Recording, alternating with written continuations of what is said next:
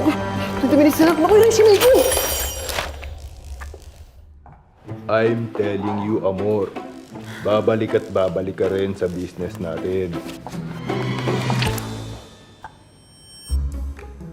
OMG!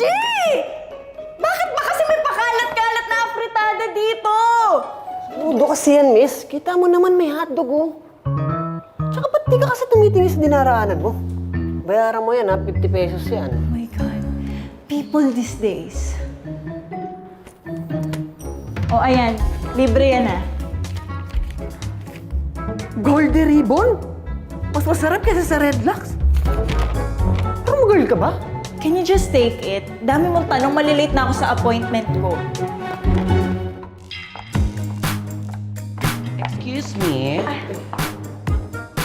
Good morning, miss. Morning po. Ate, asan yung The Same Company? May interview po kasi ako. Akala ko naman siya yung boss. Nabudol tayo dun, ha? For the final interview round, I only have one question for all applicants.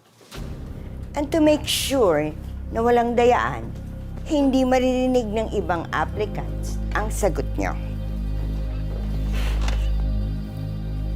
Bakit ka nag-apply dito? Honestly, I badly need the job, ma'am. I want to prove to my family that I can do it on my own. Naniniwala po ako that this company ay hindi nagdi-discriminate at naniniwala din po ako na talaga namang susuportahan nila ako sa pag-express ng aking pananamit. Sa pamilya po kasi namin, ako lang po ang bunso. And ako lang po ang nakagraduate. Ayokong manahin yung cake business namin kasi Hindi lamang lalaki, hindi lamang babae ang papaboran sa ganitong klase ng mga trabaho. Umaasa po sa akin ang pamilya ko. I can move mountains. I believe that this company will help me prove na may feeding ang mga bakla. And I thank you! Yes! Award! Perfect! You're hired! Ano? Nag-hire ka ng 3 para sa isang posisyon. Anong gagawin natin sa 3 to? Isa lang ang kailangan natin. Ako. Marami na tayong upuan. Trip to Jerusalem. Mukha atang seryoso yan. Resume. Akin ang mga resume. Baka bumigay siya, sis. If I may po, actually po may point po si Miss Yu, eh. Bakit di naman po natin paglabanin yung posisyon? Go din po ako dyan. Ay, teka. Ano? Kayong dalawa lang? Siyempre, G na G din ako dyan, no? Anong paglalabanan? Work task po yung paglalabanan. Gusto ko yan, boss. Point system. Anyone who gets the most points at the end of the month, siya ang magiging star applicant. Siya ang magiging secretary nyo. Secretary? Hindi nyo alam yung pinag-a-applyan nyo dito. Akala ko po content developer. Sorry, boss. Mali yata yung na-post ko. Mali yung na-post. Mali yung na-post. So, may magbaback out ba sa inyo? Malaki kami mo pa sweldo. Malaki sweldo? Mag-back na kayo, basta ako. Di ako atras, ah. So what now? Girl, mukha naman Amor. mayaman. O baka siya na lang, di ba? Game. Sir, ay. Game ako dyan. Ano po bang gagawin?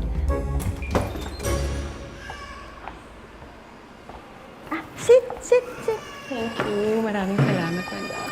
Well, as you know, isa lang sa inyo ang makakaakyat sa work floor by the end of all this. Good news is, pinayagan ako ni Mr. Busaco na paggawin kayo ng content development for your first task. Bunot. Gagawa kayo ng content for McVay, ang ating biggest client. Ang goal nyo dito is to drive likes sa page ng client. Bahala na kayo kung paano nyo i-market yan. Gamot sa Almoranas. Okay, paano? Hi guys! So ngayon mukhang magmumukbang tayo, no? Pero gamit ang antique plates! Hala nyo, kayo lang, ha? Teka. Hello? mga pinggan na magaganda. May lasa kahit nahugasan na. Diba, ikaw yung friend ko na may troll farm? Matibay pa to sa mga relasyon niyo ng mga jowa niyo, mga sis!